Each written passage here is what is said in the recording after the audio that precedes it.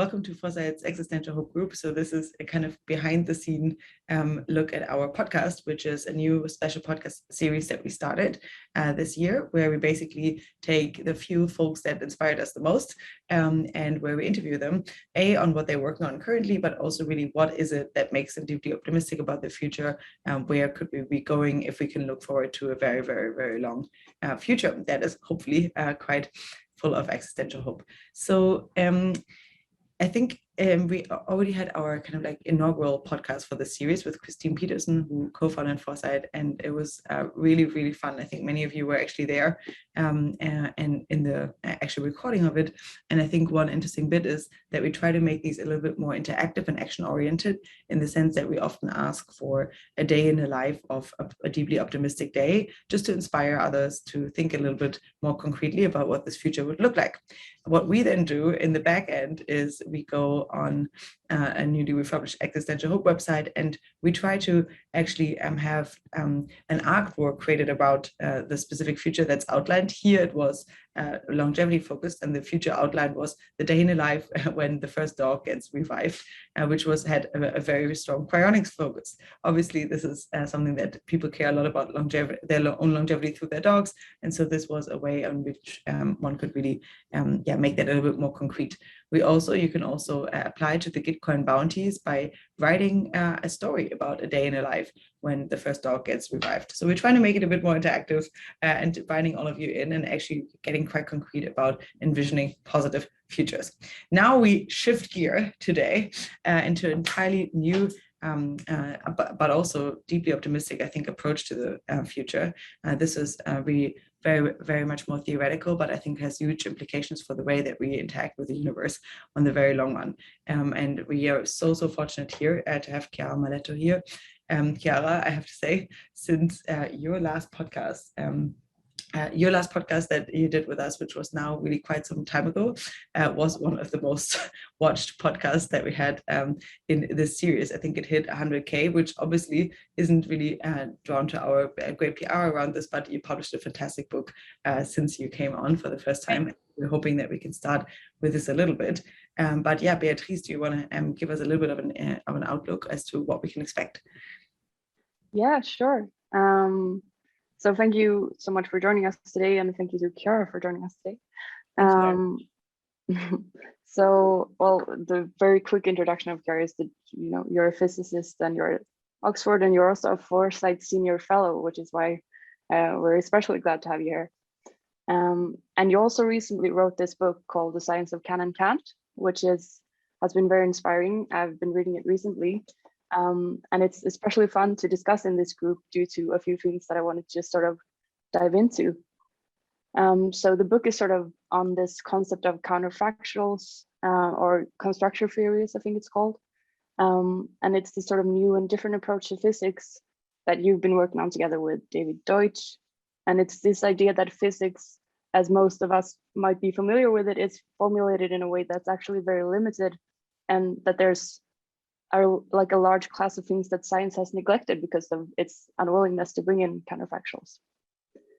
And so, according to this theory, there are like laws about things being possible or impossible that can generate alternative ways of providing explanations to scientific questions. And that the fact that we're sort of unwilling to bring in this concept into science is preventing us from making progress on some fundamental problems. And I think the way that it fits into this group is especially in that it's about thinking what is possible actually, rather than thinking about what's not possible. And that's what we're doing in this group a lot. We're thinking about what possible futures are out there. And this is very hard, but we think it's important because there are a lot of great things out there that are possible. It's just that we don't know that they're possible yet. So that's why we're especially excited to have Chiara in this group. And it's a fun thought experiment to think about what other great technological inventions are possible that can improve the way that we live, but we just haven't realized that they're possible yet. So yeah, I hope you can tell how excited we are to have you here, Chiara. And yeah, let's let's dive into it. Great. Wonderful. Yeah, perhaps you can bring us up to speed a bit on like what got you started on your current track and what is it that you're currently working on. So perhaps you can quote what we try to outline a little bit in your words. And you have a few fantastic examples, I think. Yeah, I think the way I came to this work is that so my background is theoretical physics, and there's a field in theoretical physics which is called quantum information theory, and this is the field where we study how computers can run on physical systems that are not kind of ruled by the standard laws of Newtonian physics, but they are ruled by quantum theory, which is like the current best explanation that we have for the microscopic world. And it has some very interesting effects, and these effects are very important to speed up computation. So I think that's how like the field of quantum information theory came about, and that's where I kind of did my PhD. And along, while I was doing my PhD, I stumbled upon something that actually was even more interesting than that, which is constructor theory. And the way it happened is that I kind of went to a talk that David gave about this topic, where he kind of laid the foundations of this new idea. And the idea was really to go beyond the theory of quantum computation to cover not just computers, but these more general machines that are called constructors. And so constructors are objects that you can program in order to perform a number of different tasks. And the great mathematician called von Neumann in the 50s thought of a machine that should be the ultimate generalization of the computers that we have now, which he called the universal constructor. And this machine is like a programmable machine that can be programmed to perform any task, any transformations as physically permitted. And of course, you can think of it as a sort of all-powerful 3D printer, if you like. And of course, this machine hasn't been realized yet. And in fact, since von Neumann suggested the general idea, no one actually developed a theory of this machine. But David at the time thought that it would be now the right time to try to tackle this problem of having a general theory for this machine, which is based on the conceptual ideas that we developed in the meantime in the quantum theory of computation. And so I joined in, and I think the way this went is that I then tried to, to kind of twist to sort of see this new theory also as a new way of formulating the laws of physics. So not just the foundations for a new kind of technology in the very distant future, which is this idea of universal constructors, but also as the foundations for a new kind of physics, which is based on not dynamical laws, which is what we usually do in physics. We use laws of motion to describe objects in space and time and their trajectories, but it's based on putting constraints on what transformations are physically possible or impossible. And these constraints are ultimately like the very things that constrain the way in which the universal constructor can work. So in that sense, they provide a theory of the universal constructor, but they also provide general principles of physics, a bit like the conservation of energy or the second law of thermodynamics, but more general than that, that can kind of constrain future fundamental theories, the successors of quantum theory and of general relativity. So I think that's like the overall vision of what I'm doing and how I got to it. Wow, wonderful. I mean, this is incredibly far-reaching, obviously. And could you maybe just pinpoint perhaps a few of the either applications that could potentially be affected by this, or any practical implications that this theory could have, like either now or more on the long run? I mean, all the way from now to universal constructors. Like in a second, but. Yeah, I think the universal constructor is really more like the ultimate goal, and as you said, is like maybe the very, very far in the future application that we could think of. But I think along the way, there are really a number of promising things that we've been already developing. And so I'll start with some more foundational ones that have to do with physics, and then I'll kind of build a bit towards more technological ones. So the first thing I have to say is that so physics is, in general, what we do in physics is really that we want to come up with ways to explain how, the fundamental building blocks of the universe work. And this may seem very far from applications and not very interesting or useful. But actually, it turns out that once we learn about these laws, new laws of physics, we also learn about new limitations for machines that we can build. And I think if you consider the way in which humanity made progress since the very beginning, even before physics, whenever we discovered something useful, like, for example, the fire, or I don't know, the wheel, or stuff like that, there was a mechanism that was associated with this discovery. And we had some implicit theory of how that object worked, right? So, for example, with fire, we understood how to preserve it, how to start a fire, etc. And later on, I think this became more explicit with more obvious inventions, like, for example, the heat engines, which were developed together with a new branch of physics, which was thermodynamics. So every time there was like a development in physics, in parallel, we had a development in technology. And I think, so this new, whenever we're developing a new application, a new theory in physics, we could expect that around that new idea, there can be many applications that we actually can't think of right now because we don't know about those ideas yet. And in the case of constructor theory, we are trying to formulate more general principles that can describe the way in which information works. And I think this is very important piece of kind of theoretical study, because we know how to manipulate information in a computer, but until, let's say, when David and I worked on this, we didn't know which are the regularities in physics that allow for information. And so we just took for granted the fact that we can have information and that's it. But I think with this new principles of constructor theory that we developed, we can now say we have some laws that allow for information to be possible in our physical world. And then we can say, well, this corresponds to requiring some transformations being possible, specifically copy-like transformations and other transformations like permutations. And this fact is interesting because once we understand what is the thing in the laws of physics that allows them to contain, to support the idea of information, we can then start thinking that these are regularities that we would like to have even in the future laws of physics that we might conjecture beyond the current ones. And so, we expect that, say, the fundamental laws of physics that we have now, like quantum theory and general relativity, may be modified in the future because they kind of clash with each other. And at some point, we will need a better theory that supersedes both.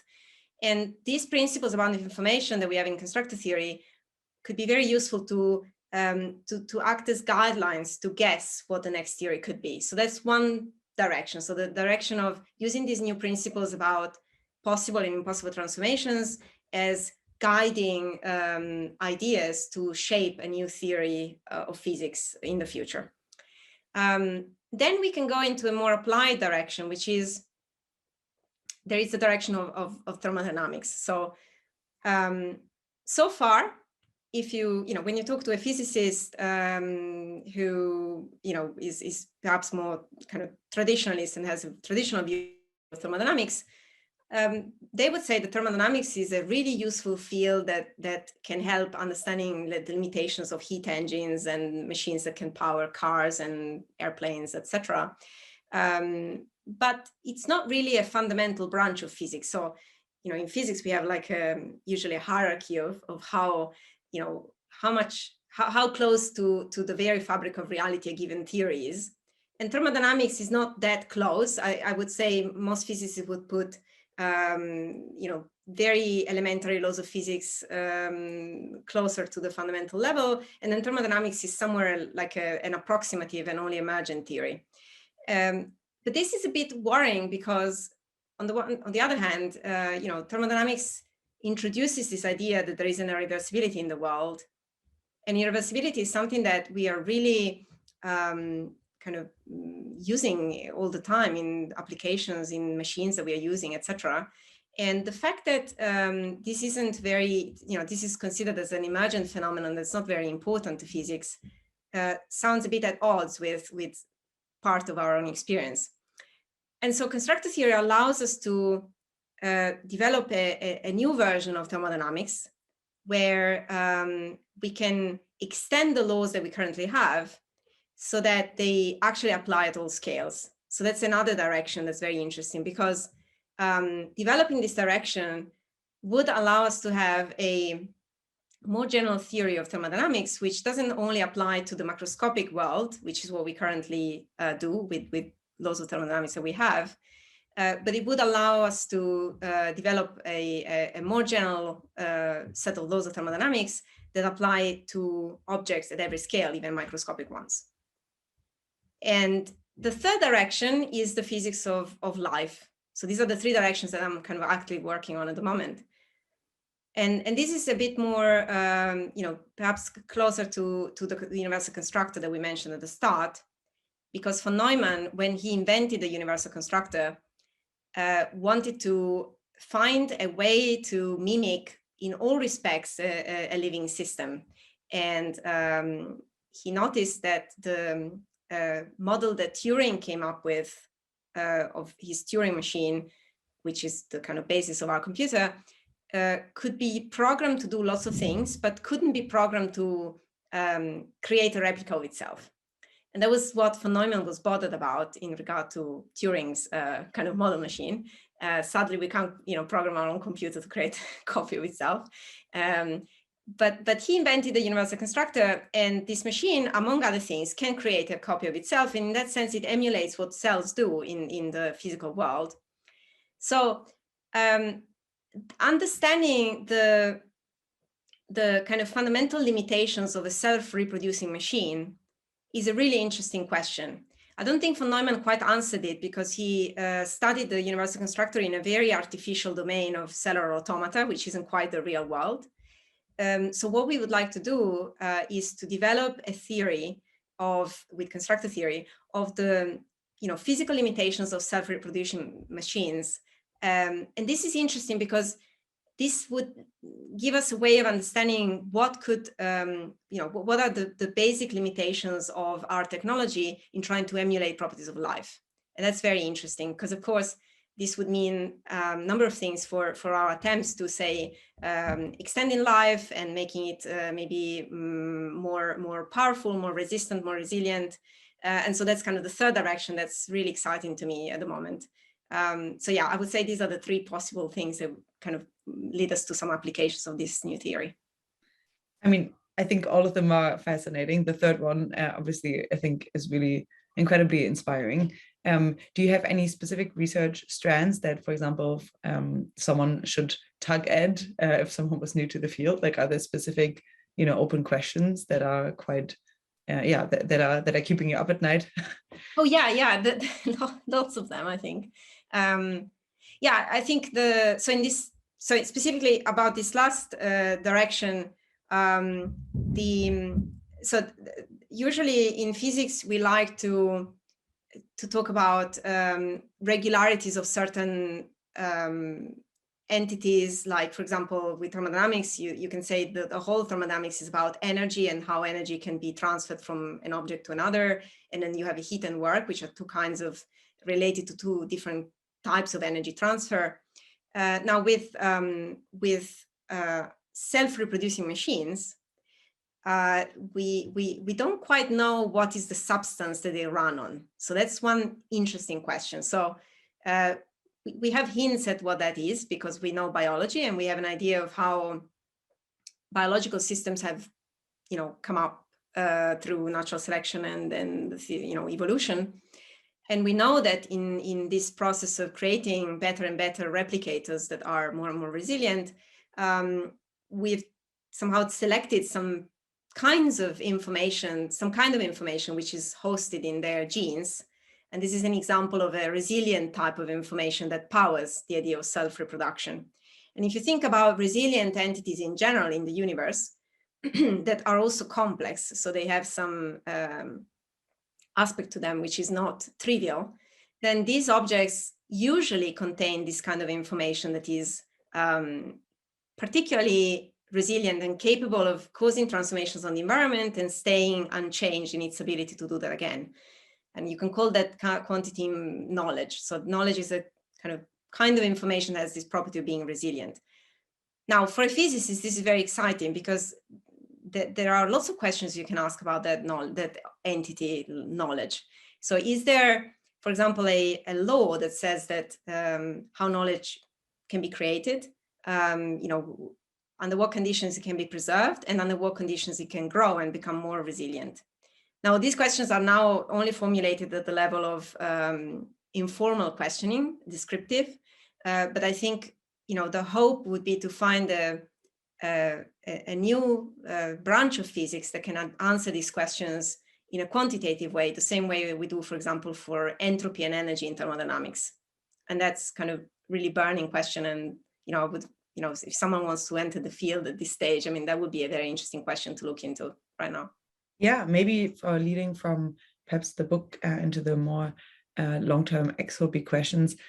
Since publishing the book, obviously we have seen it in the sense that our podcast, the YouTube videos suddenly hit 100K hits, and I know that, for example, on Hacker News and on a few other media outlets, people were just like vicariously discussing the ideas in the book. But how have you seen the book received, and has it already spun off new research or investigation? I mean, it was, at least as we can tell from our local vantage point, it was tremendously successful at getting this very abstract but also incredibly powerful idea across.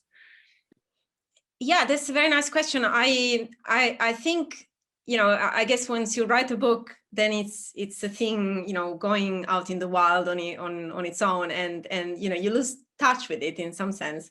So it's a kind of, again, an example of self-reproducer, right? It's hopefully generating more ideas out there.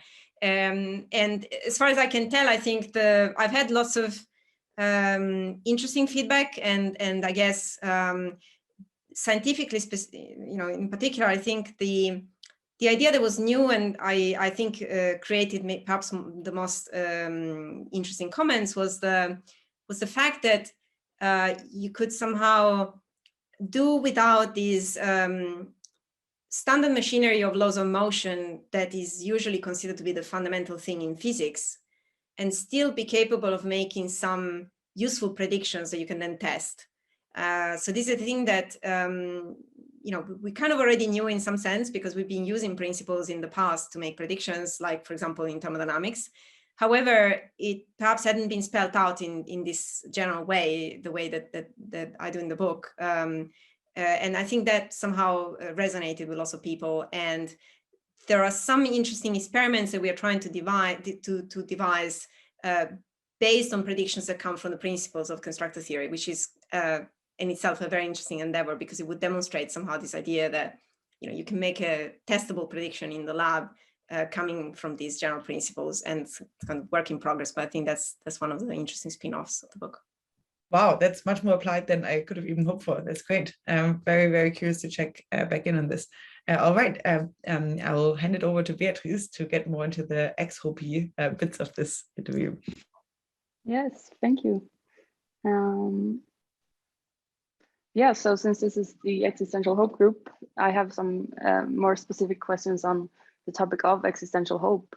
And these can all very much relate to your work on constructor theory, but feel also very free to get creative with these questions. They're really about thinking very widely and exploring the potential possibilities and opportunities that are possible. So I'll start with asking you, what's a vision of existential hope as opposed to one of existential angst for the future, for the long-term future? Right. So this is as you said, I think this is quite related to at least the philosophy of constructor theory, and very much related to, in a way, the thinking of David Deutsch. So I think you can, some of the things I'm going to say are quite in line with what he's been advocating. And so I guess Yeah, and more generally, I think there is a whole philosophical tradition that this belongs to, which has to do with rationalism and fallibilism and so on. And I'll kind of touch on that a little bit as well. I think what I find is a view of hope for the future is the fact that it's possible to solve problems. So that's one thing that I think I think initially, maybe when you start life, as perhaps you as a child, you have a natural thing that tends to try to avoid problems, right? To sort of minimize the amount of problems that you encounter along the way. And then I guess as you grow up, you realize that it's not quite possible to do that, because just problems come up. But the good thing is that under ideal conditions, I think it's always possible to find some solutions to problems.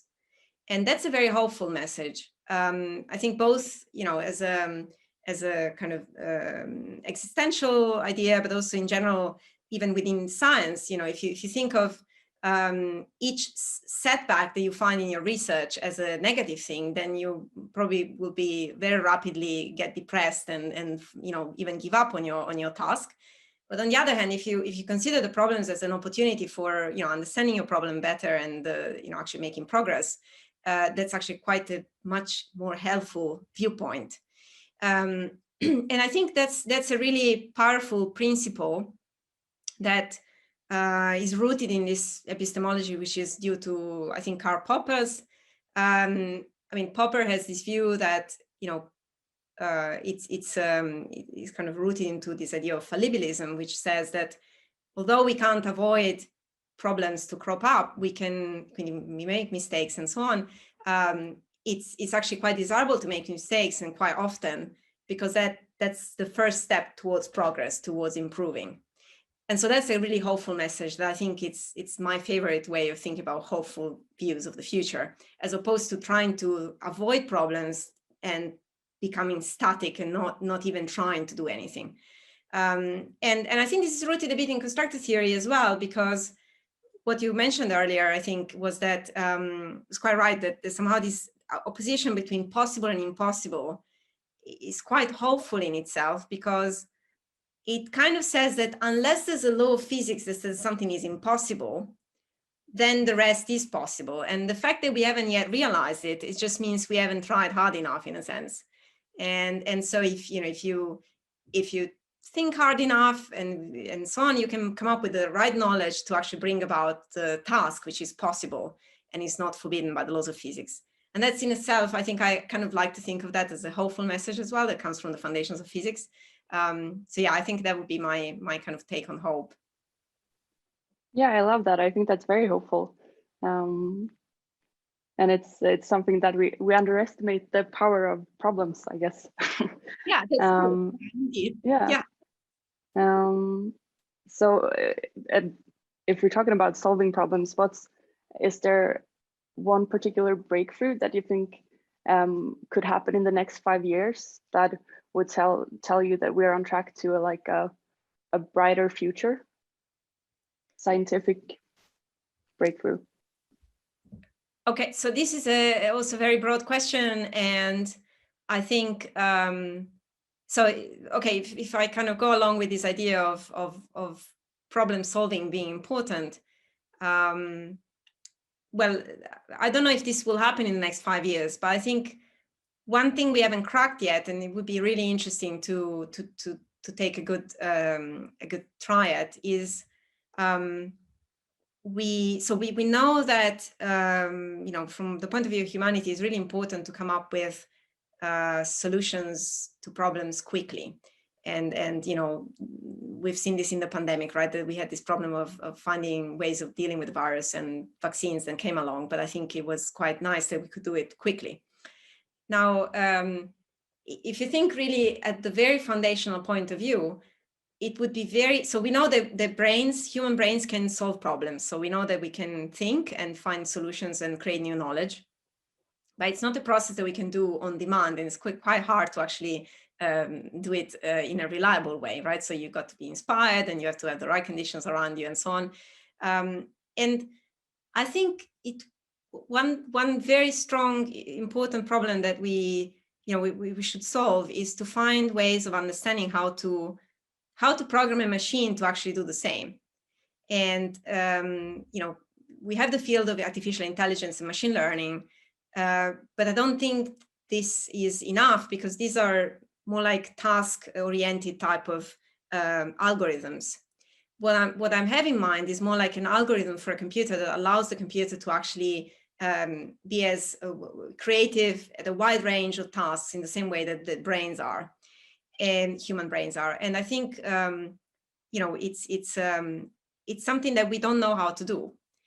So something that would indicate that we are trying to address this problem would be to find a theoretical underpinning for the theory of knowledge.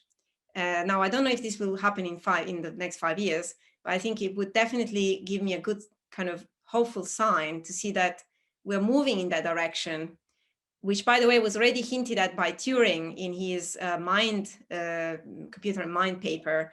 He kind of discussed this Turing test, and he discussed this idea of how to distinguish something that is only a machine from something that is actually programmed to emulate a human perfectly. But to this day, I don't think we have, we had a good way to fully emulate a human being. And part of the problem is that I don't think we have understood from the theoretical point of view, the foundational point of view, what it means to be able to create knowledge. And we need to crack that problem, because it's important for humanity as well, because once we know that, then we can create more knowledge more faster, and that will allow us to solve more problems and make us our civilizations more stable as well. Yeah.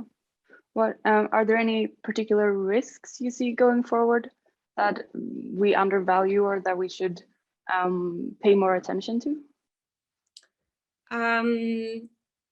Right. So yes, I think so. Okay, there are, lots of risks. Most of them maybe we can't even imagine at this stage. So I think, sometimes there is this issue of predicting risk and problems that, may come up and we can't even see them.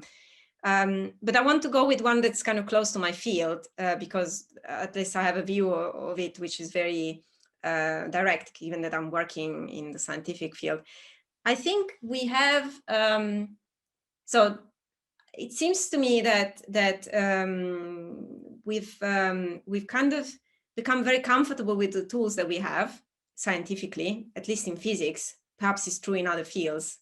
And so we are using them a lot to do lots of research, but somehow we perhaps are not looking hard enough for genuinely new disruptive tools, ideas that are really different from the ones we've been using for a long time. And of course, I'm kind of trying one of these things myself, because I believe that this type of endeavor is very important, and partly also because, of course, I'm interested in that. But I think it would be very nice if we had more of these attempts, because it seems to me that because we're worried to fail as scientists, we tend to try to do things that are familiar and perhaps a bit closer to mainstream things and things that have been already tried out a number of times. But that's not the right way to solve big problems, because it's usually when you try a moonshot that you may actually end up with something really groundbreaking and a true leap in the future. And it seems to me that we are not very comfortable with failure. So the idea that maybe by doing something that's trying some idea which looks a bit weird or different from the standard ones, you may fail most of the times, makes people less keen on trying these things. And in my view is that in science we shouldn't do this. We should try lots of things, be aware of the fact that most of them will fail, but also that is like a necessary overhead that's needed in order to find the one idea that's really good. And it seems to me that this especially is important for the risk of young people, young generations of scientists being perhaps trained to just look into the familiar rather than trying unfamiliar things, that's a huge risk. And I think we should be more ambitious and trying to, within reason, of course, but trying to really develop more genuinely new ideas, as opposed to reproducing what we've already been doing for quite a while. So that's a risk that I think I think it's underestimated, and we need to take it seriously. Yeah, I mean, I appreciate that, and that's very in line with the mission of Foresight, I guess, in terms of that we're really trying to get attention and funds and resources to technologies that can be considered a bit too out there, maybe, to be easily funded or made advancements on. Would you describe yourself as optimistic about the long-term future? And if you are, what would you say made you so? Is it this relationship with problems that you just take them as they come and tackle them? Yeah, I think it's it's been I think I'm naturally optimistic about various things, in the sense that I have this. Maybe it's because of my science background that I think that exactly as you said, with enough attention, without enough care, enough focus, we as humans are able to solve lots of problems. And I think so it's not just optimism about my own life trajectory. I think there is a general feel about optimism for humanity in general, for the fact that, for the counterfactual abilities of humanity, the fact that we can do lots of things. Now, I'm not sure about the actual trajectory that we will follow, of course, and I think I'm aware of the fact that because of various situations that may be developed due to, say, for example, these setbacks that we've had so far. The pandemic was a big one, of course. It might be particularly hard to solve problems at some points, but I think I do have and this is really just an opinion, I don't have really a scientific argument for it, but I feel that there is, we've generated a lot of knowledge so far, and quite quickly over the past few centuries as well. And it seems to me that we just have to keep trying and not forget about these, attitudes of problem solving, and kind of perhaps not fall back on these, oh, now we have a lot of, we've picked up all the low-hanging fruits and there's nothing else to do. That's the thing that we should be wary of, and trying to kind of go away from that sort of thinking. But as long as we stay on track with this stay on the lookout for problems to solve and for new ideas to be developed, I think we have a good chance to have to stir our trajectory towards something good in the future. Yeah, definitely. Steering the ship in the right direction. One thing that we tend to sort of think of as very important to make that happen is like that we need to start thinking about the positive counterfactual of like a very beautiful positive future. But it often seems that it's very hard for people to imagine this. Like people imagining utopias, it tends to feel like either very boring or kind of creepy or something like that. Why do you think it's hard for people to imagine or envision these positive scenarios of the long-term future? And do you think there's anything we can do to change that? Well, okay, on the one hand, I think it's natural to, well, I guess it's one of the mechanisms that we have in ourselves, and perhaps this is due to our origin as from natural selection, I guess, that we there was a time when most changes that occurred in our society during, say, the primitive times of humanity, where any change would probably lead to a disaster of sorts, because we were not we didn't have a good technology at the time, and we were really concerned about each small step away from the from the things that we had consolidated up to then. So that's a mechanism of self-preservation, I suppose, that makes us think more about gloomy scenarios so that we can look out for those and defend ourselves from those. So in that sense, I don't think that's necessarily a bad attitude. The only thing is that if we concentrate too much on that, then we end up not being creative enough to imagine, what the good ones should be and how to get there. So I think I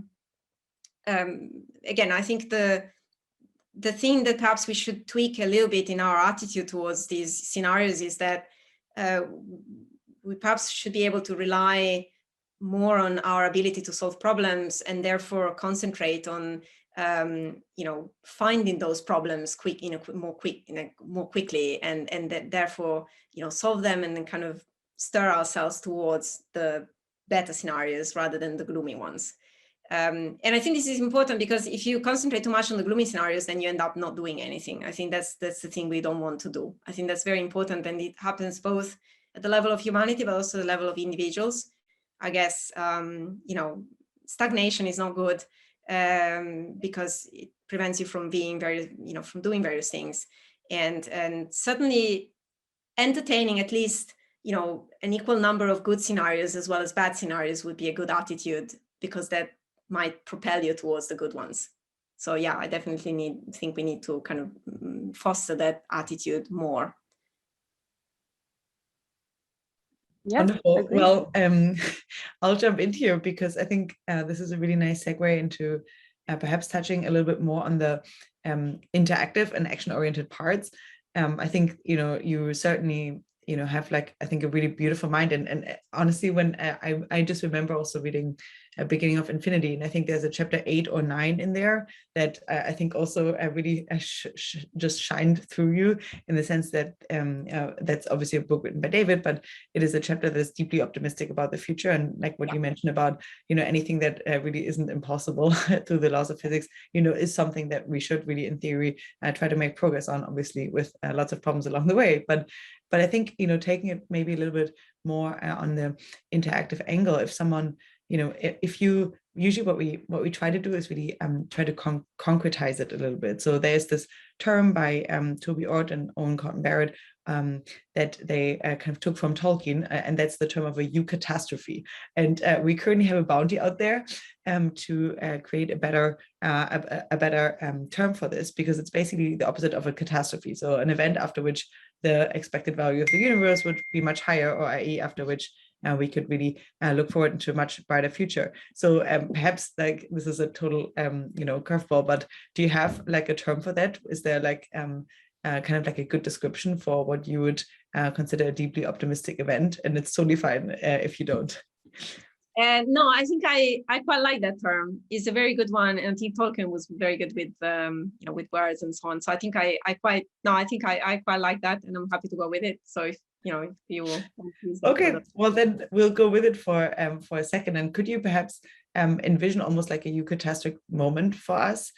So that is almost like a day in a life where something happens that is after which you'd be much more optimistic about the long-term future. So usually what we try to do with these events is just kind of allow people to really envision themselves in that specific future where a specific positive event occurred. And ideally what we would want to do is create a prompt around this, so that people can actually write out a story around this day in a life. So is there a specific event after which you'd be deeply optimistic about the future? Maybe one comes to mind. So I think there is an event which brings together a few of these things that we've said so far. I'm not sure if it's an event, but maybe a transition that we could go through as humanity. And so I think,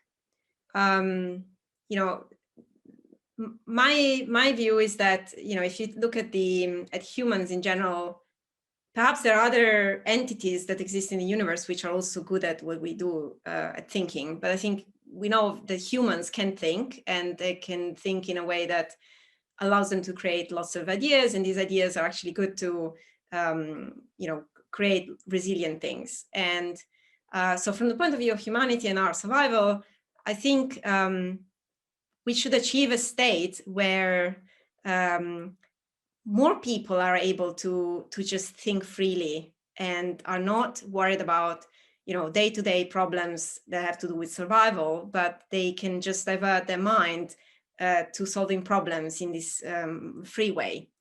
And so, I'm imagining an ideal situation like what Plato had available, time to think freely, to consider various problems. The same, maybe Leonardo also had some kind of time of that kind. I think scientists try to create some, we try to create some time in our lives where we can actually just think about these problems freely and in peace. But I think somehow it's really too narrowly present in humanity, this ability of being able to just think and not be worried about, pressing survival issues. So one event which could improve our, I think our chances for survival would be to have a kind of a catastrophe that allows us, allows everyone actually to, in principle, divert their mind to these kind of general problems, and not worry about being hungry or trying to pay a rent or something, but be just free to think. Now, of course, this is a very utopia type of scenario, but I'm imagining maybe there is a way to get there. Our technology is supporting us very, very nicely, and been some ideas of societies where actually you can imagine that people are beyond the subsistence level and they can actually now just be creative and think of new ideas basically all the time. And I think this type of event should be coupled with another type of event, which I also don't know how to define, but I think it would be nice if we could realize it, where somehow people get to grow up as kids in a way that they naturally tend to think in a creative way. So that's another thing that is hard to, so, when you think of, with this question, how do we educate children? One big question is, how do we instill this love for knowledge, for creativity? Because it's a fun thing to do, but not everyone actually is into it, and it's sometimes hard to get people into thinking, and often maybe schools don't really do a good job at that, because they repel most people from knowledge rather than actually getting them into it. So that's another thing that would be a good catastrophe that we could put together with the first one, to equip people with the knowledge that makes them interested in creating more knowledge, interested in being creative and making that the first priority in their lives. And I don't know how to achieve that, but if that happened, I think we'd have lots of, suddenly we have lots more people who are into problem solving than now. And this would help, our chances of survival enormously, in my opinion. Well, yeah, I love that. Very concrete. And I think that, there was one video, I think it was from David, on why are flowers beautiful? I don't know if you know that, but that was, to me, for example, a deeply inspiring question about, that was deeply scientific in its nature, but nevertheless, it really kind of sparked wonder and excitement. And I think that if you usually looked at how many school systems operate, you couldn't really come up with a better way of refraining people from getting interested and curious about things intrinsically. And so this video was this immediate antidote. So if anyone is watching this, I really recommend you just Google it. It's really wonderful and deeply inspiring. And I think this is what ultimate knowledge creation could be like, right? And so I think it sometimes maybe just takes the pin of exciting people, and then they will tackle the problems as they go. So it's more this inspirational moment, really, that I think is a little bit is very different from the normal crude educational system that we have. And this is a total also curveball, but are you at all interested in the taking children seriously paradigm, or is that entirely unrelated? Yeah, no, this is definitely related. I think, well, I've got a long lasting interest in this issue of how to make a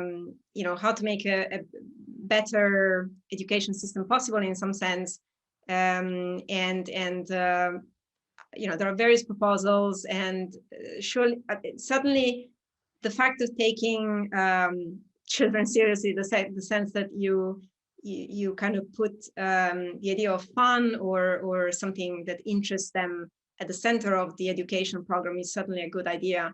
And I'm not sure how one can, realize it on a large scale. Of course, schools are also there for other reasons. There are some reasons that have to do with the way society is structured and so on.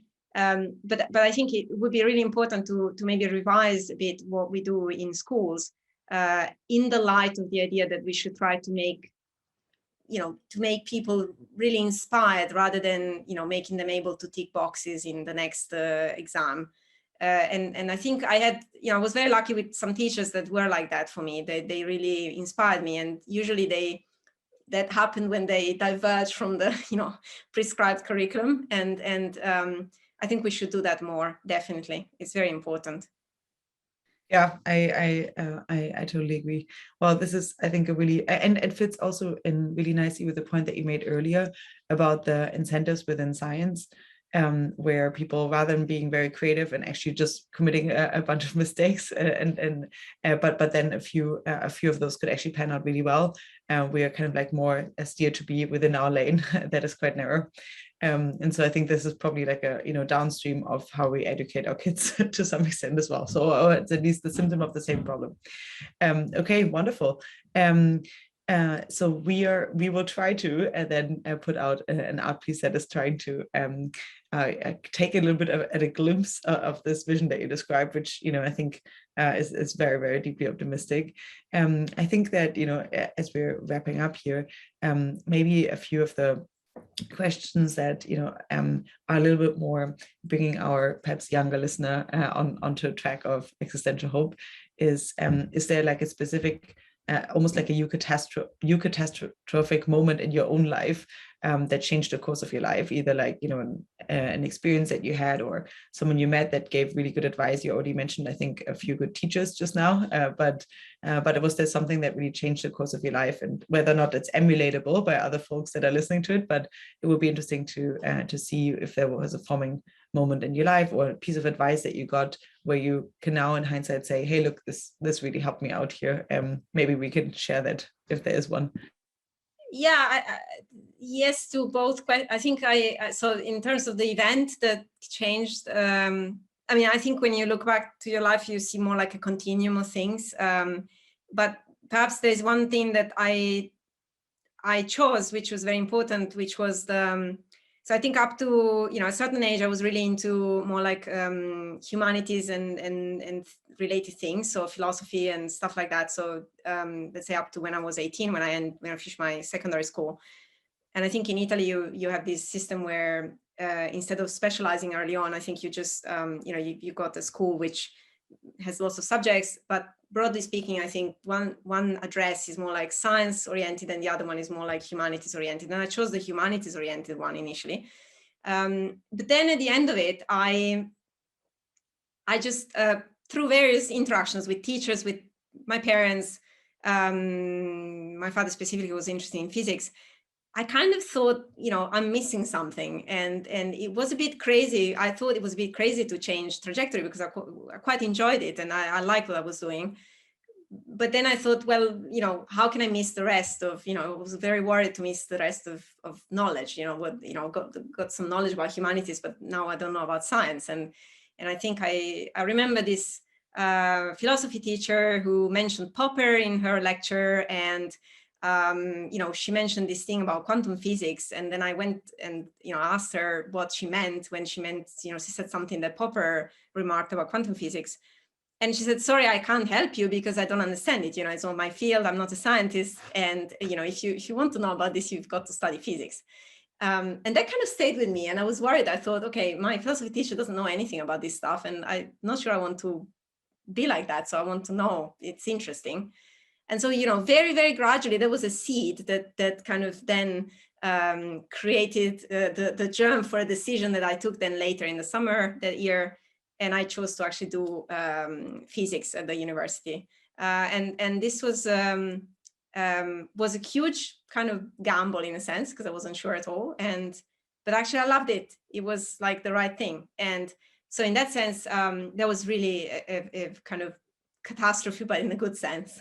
And I think the piece of advice that was kind of important to me, I think it's been given to me by various people, indirectly and not. So it's implicitly given and sometimes explicitly given. By my parents, for sure, teachers that I mentioned, mentors later. David is a master of this, but others are too that I met. I was very lucky. So the piece of advice is to do things for fun. So like it's just follow what is fun in science or whatever enterprise you're doing, because if there are these considerations you can make about it, but somehow the idea is that it's the best bet, because if you do something and then maybe you don't succeed or whatever, at least you've had fun along the way. I think that's somehow the way that David put it to me, and I think it's a good idea to put it that way. But if you chose something else because maybe you wanted to have some good career or whatever, and then you end up not succeeding, and then you also didn't have fun along the way, that's really bad. So following the fun is the best bet. And specifically in a creative work, you have to do it like that, because if you don't put everything, your mind, your heart, everything into what you're doing, it's very hard to achieve something. And that's really important, to put fun ahead of other things whenever is possible. So that's like delight, follow delight. I think it's a good. Wholeheartedly agree, and I think it's something that Richard Feynman also always held very dearly, and who obviously is a big influencer for Foresight Institute as well. And I love what you said about Popper. He was the founder of my philosophy department at LSE, so it was very informed by his views as well. All right, we're now at the hour. We can't thank you enough for your time. This has been a tremendous blip of existential hope, and I certainly feel I certainly feel pretty energized for what could be possible, right? And so thank you so much for joining us, Chiara. I really, really, really appreciate it. You have an incredibly beautiful mind, and I would encourage everyone to get out there and buy The Science of Can and Can't. It's a really, really wonderful book, beautifully written, and thanks a lot for joining. Thanks a lot for all of you for the group for joining, and I'm hoping that we will have the EXO piece out soon. Yeah, thank you so much. Great. Thank you.